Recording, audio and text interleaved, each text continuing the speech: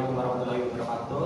Saya Dere Hamda dari Prodi Pendidikan Teknik Otomotif Fakultas Teknik Universitas Negeri Semarang. Pada kesempatan kali ini saya akan menjelaskan tentang sistem pengereman, yaitu rem cakram. Sistem pengereman sendiri yaitu adalah sistem di mana berfungsi untuk memperlambat suatu kendaraan ataupun menghentikan suatu kendaraan ketika sedang berjalan. Pada sistem pengereman sendiri, pengereman itu memanfaatkan hukum Pascal di mana secai di dalam ruangan tertutup jika ditekan akan meneruskan gaya dengan sama besar ke arah tertentu. Komponen rem cakram sendiri yang pertama yaitu ada tuas rem yang berfungsi untuk menekan ataupun menarik tuas pada pengereman. Kemudian yang kedua itu ada master cylinder, bagian dari sistem hidrolik yang menerima tekanan dari pedal rem. Ketika pedal ditekan, master cylinder menerapkan tekanan ke fluida rem yang kemudian dikirimkan ke kaliper untuk mengaktifkan pengereman.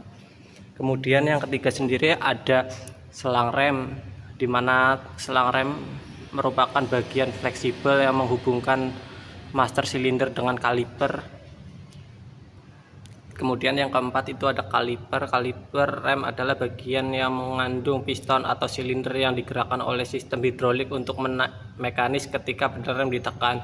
Fluida rem dikirimkan ke kaliper menyebabkan piston atau silinder untuk menekan bantalan rem ke cakram sehingga memperlambat atau menghentikan putaran roda. Yang keempat ada cakram yang menempel pada roda dan ikut berputar. Ketika cakram terkena gesekan akan menghentikan laju roda. Ini adalah cara kerja rem cakram. Disclaimer terlebih dahulu, video ini saya ambil dari tutorial di YouTube. Seperti yang dilihat, komponen tersebut ada handle rem, master cylinder yang menyimpan fluida, kemudian ada kaliper yang berisi piston, dan ada cakram, dan ada kampas rem sendiri. Ya, cara kerja rem cakram adalah dengan menekan tuas rem pada kendaraan sehingga menekan master cylinder. Tekanan yang dihasilkan oleh tuas atau pedal rem kemudian diteruskan melalui master cylinder. Master cylinder adalah komponen yang mengubah gaya yang dihasilkan oleh tuas atau pedal rem menjadi tekanan hidrolik. Tekanan hidrolik yang dihasilkan oleh master cylinder diteruskan melalui sistem pipa rem yang menuju ke kaliper rem. Kaliper rem yang merupakan tempat piston yang nantinya akan bergerak menekan kampas rem ketika menerima tekanan dari kaliper sehingga menggeser kampas rem. Kampas rem yang bergerak ini menyebabkan kampas rem menekan cakram dengan kuat, menciptakan gesekan yang berlambat putaran roda dan akhirnya menghentikan kendaraan.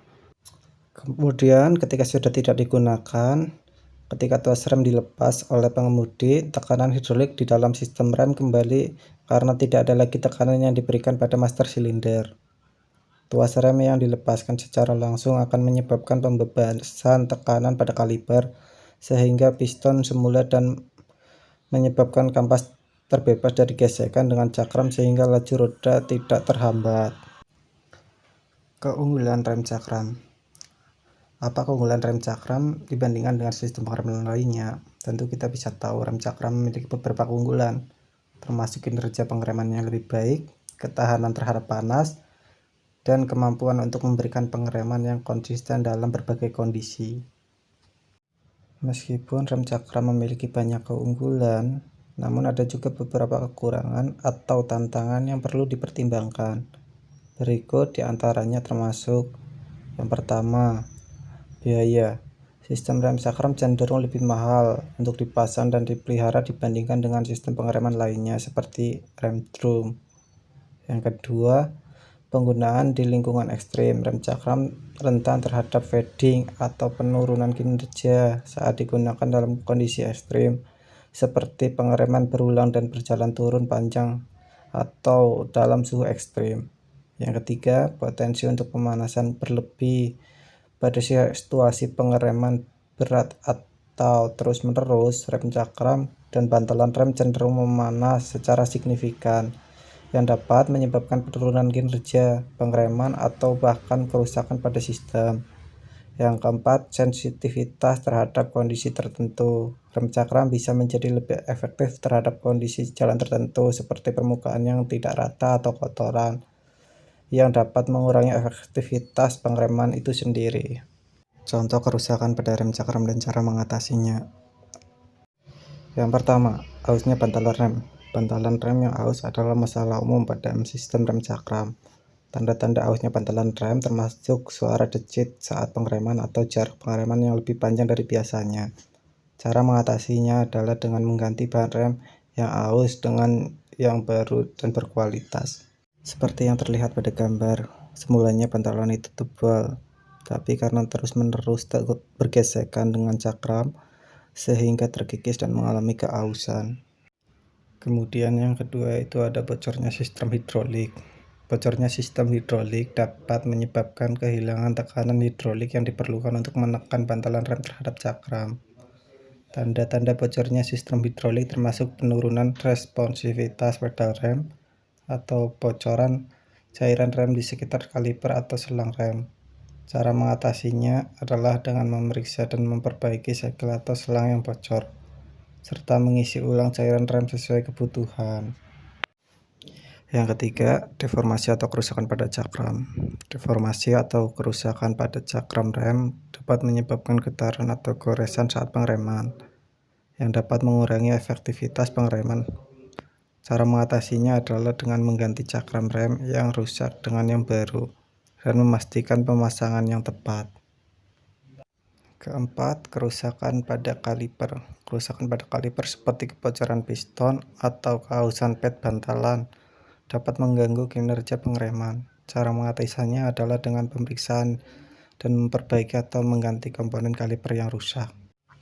Untuk menghindari kerusakan pada rem cakram, pastinya kita perlu melakukan perawatan yang rutin. Beberapa perawatan yang perlu dilakukan pada rem cakram antara lain. Yang pertama, bersihkan cakram dan kaliper. Bersihkan cakram dan kaliper secara teratur untuk menghilangkan debu, kotoran, dan residu lain yang dapat mengganggu kinerja pengereman. Gunakan sikat lembut dan cairan pembersih rem untuk membersihkannya dengan hati-hati. Yang kedua, pemeriksaan tekanan dan cairan. Periksa tekanan pada sistem rem dan tingkatkan cairan rem secara teratur. Pastikan tekanan pada sistem hidrolik sesuai dengan spesifikasi pabrik dan tambahkan cairan rem baru jika diperlukan. Yang ketiga, bedding sistem rem. Lakukan proses bedding sistem rem secara berkala untuk menghilangkan udara atau kotoran dari sistem. Ini penting untuk menjaga kinerja pengereman yang optimal dan mencegah kebocoran. Untuk melakukan bedding sendiri diperlukan untuk membuka master rem menggunakan obeng plus. Bukalah kedua bautnya secara perlahan agar tidak terjadi slack atau kerusakan pada baut tersebut. Setelah semuanya terlepas, bukalah tutup master silinder tersebut, dan jangan lupa juga teman-teman membuka tutup karet pada master silinder tersebut. Ceklah kondisi minyak rem, apakah masih ada ataukah sudah habis, dan apakah bersih atau kotor. Apabila kotor dan sudah habis, perlu diganti. Saudara hanya perlu menyiapkan ukuran selang 8 mm. Buka bagian nozzle di bawah bleeder. Tujuannya dilakukan pemasangan pada nozzle tersebut adalah agar nantinya minyak rem itu dapat dibuang melalui selang tersebut dan masuk ke bagian penampungan.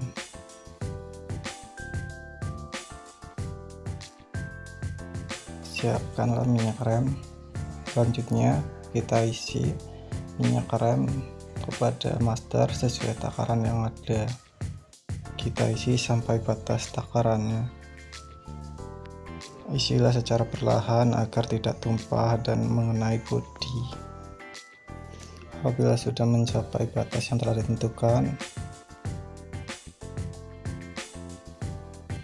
langkah selanjutnya adalah teman-teman buka pada bagian baut bleedernya. Buka atau kendorkan baut bleedernya secara perlahan menggunakan kunci pas yang sesuai. Setelah terbuka atau kendor, kemudian langkah selanjutnya adalah teman-teman tekan handle secara terus-menerus agar sisa minyak rem di dalam master silinder ataupun selang dapat keluar melalui nozzle. Setelah terus-menerus dikocok, lakukan penekanan pada handle rem dan tahan handle rem. Kemudian teman-teman kencangkan pada bagian baut bleedernya. Begitulah langkah melakukan dinding rem yang bertujuan untuk mengeluarkan angin ataupun mengganti minyak rem pada rem cakram. Lakukanlah secara terus-menerus sampai minyak pada master berubah menjadi bersih atau sudah tidak ada angin lagi di dalam selang. Kemudian kencangkan kembali puternya seperti sedia kala. Setelah selesai, tambahkan kembali minyak rem sampai dengan batas maksimal yang telah ditentukan.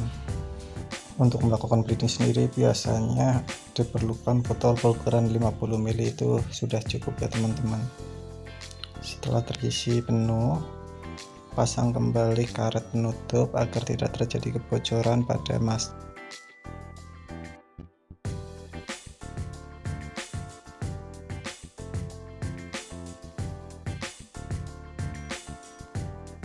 Pasang kembali penutup pada master rem. Posisikan baut sesuai pada tempatnya agar presisi dan tidak terjadi keausan. Kencangkan secara perlahan dan bergantian baut agar tutup kencang secara merata. Ya, cukup mudah bukan dalam melakukan bleeding? Teman-teman bisa mencobanya di rumah masing-masing ya. Sekian materi tentang sistem rem cakram. Bila ada kesalahan, mohon maaf yang sebesar-besarnya. Saya Adi Arehandra dengan ini mengucapkan terima kasih dan sampai berjumpa kembali di pertemuan selanjutnya. Wassalamualaikum warahmatullahi wabarakatuh.